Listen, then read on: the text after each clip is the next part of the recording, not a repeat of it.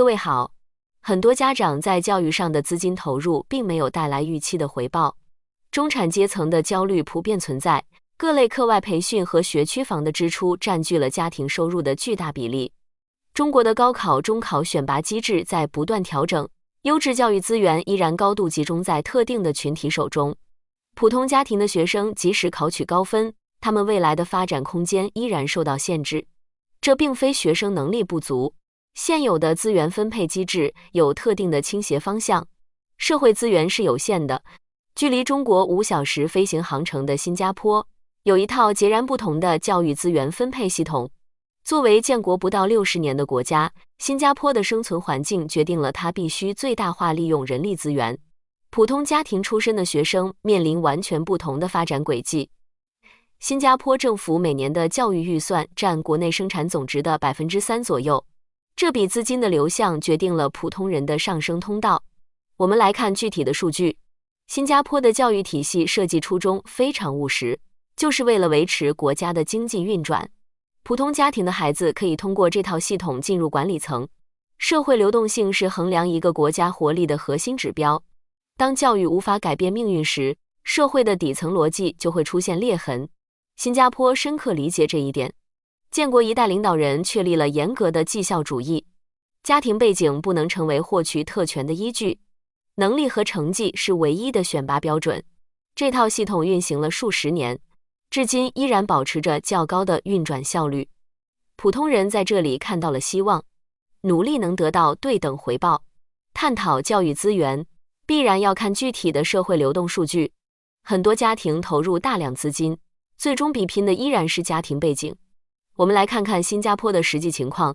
现任总理黄循财，父亲是建材经理，母亲是小学老师。他从小居住在马林百列的政府祖屋，就读的是普通的邻里小学。前副总理王瑞杰出身于红山区的普通家庭，他就读的小学目前已经关闭。在中国，非重点小学的学生很难进入国家管理核心，他们会在初中阶段的选拔中失去优势。但在新加坡，教育系统有一套持续的选拔机制。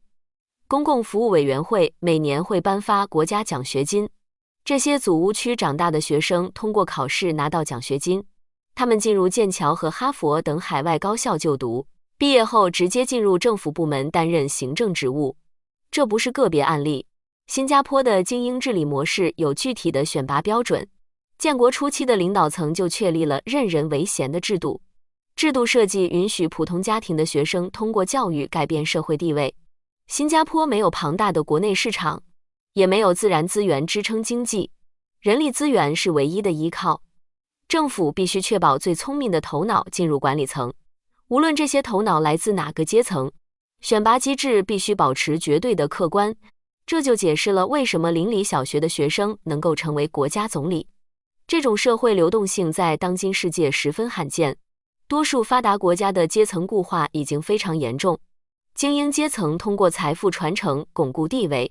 新加坡通过国家机器干预教育分配，强行打破了这种阶层复制的循环。教育是实现阶层跨越的直接路径。很多声音批评新加坡的小六会考在12岁就决定了学生的未来，这是一种对政策的误读。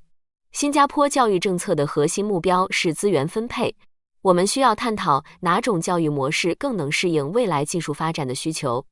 新加坡教育部在2024年全面实行了全面科目编班政策。过去是按照总成绩分班，现在是根据单一科目的能力分班。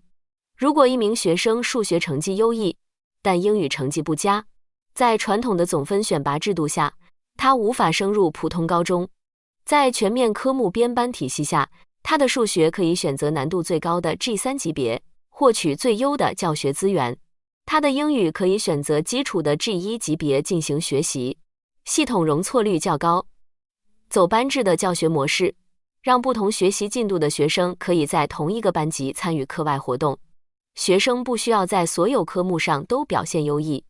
政策的目的是精准分配教育资源，国家预算需要花在有效的地方。这种制度设计让部分成绩中等的学生能够获得相应的社会地位，他们可以在自己擅长的领域接受最高级别的训练。新加坡的经济结构需要不同层级的技术人员，教育系统必须提前进行分类。12岁的分流不是为了淘汰，是为了降低教育资源的浪费率。因材施教在这里落实到了课表里的具体操作。政府明白每个人的智力发育曲线不同，强行要求全科优秀，不符合人类生理规律。全面科目编班政策给了偏科学生生存空间。数学天才不需要因为英语不及格而失去深造机会。这种精细化的管理模式，最大限度地保留了国家所需的人才储备。很多家庭担心学生进入职业学校后，未来的收入和发展受到限制。在新加坡，学术和职业教育的薪资差距正在缩小。如果学生不适合纯学术研究，可以选择进入理工学院或公益教育学院就读。新加坡的理工学院与一般的专科院校有本质区别。根据最新统计数据，新加坡理工学院毕业生的中位数起薪接近3000新币，折合人民币约16000元。这得益于职业教育与跨国企业的直接合作。学生学习的专业包括半导体制造、人工智能应用、精密工程和金融科技。许多实训设施是跨国公司在学校设立的实验室。学生在校期间使用的设备与工业界完全同步，毕业生直接满足产业界的技术需求。政策的制定非常务实，并非所有学生都能进入新加坡国立大学或南洋理工大学。政府通过政策保障了职业教育毕业生的基本收入水平。高技能人才在新加坡拥有体面的生活标准。普通家庭的学生通过职业教育路径，也能达到准中产的收入水平。新加坡的制造业占国内生产总值的20%左右，这些产业需要大量的熟练技术人员。职业教育体系直接为这些产业输送劳动力，这是国家经济战略的一部分。社会运转不能只有金融家和律师，还需要高级技工和系统工程师。政府通过调整薪资结构，提升了职业技术人员的社会地位。家长不再将职业学校视为失败者的去处。理性的经济回报改变了社会观念。留学生家长普遍关注毕业后的去留问题。在欧美国家留学，毕业生通常需要申请工作签证，并且受到严格的名额限制。新加坡针对外籍留学生有一套永久居民申请机制。根据新加坡移民局的现行规定，留学生在就读期间可以申请永久居民身份，申请人不需要等待毕业，不需要雇主担保，也没有抽签限制。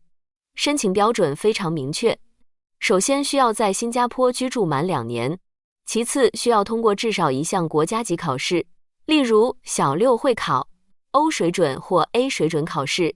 获得永久居民身份后，学生的学费会大幅降低，并享受公立医疗保障。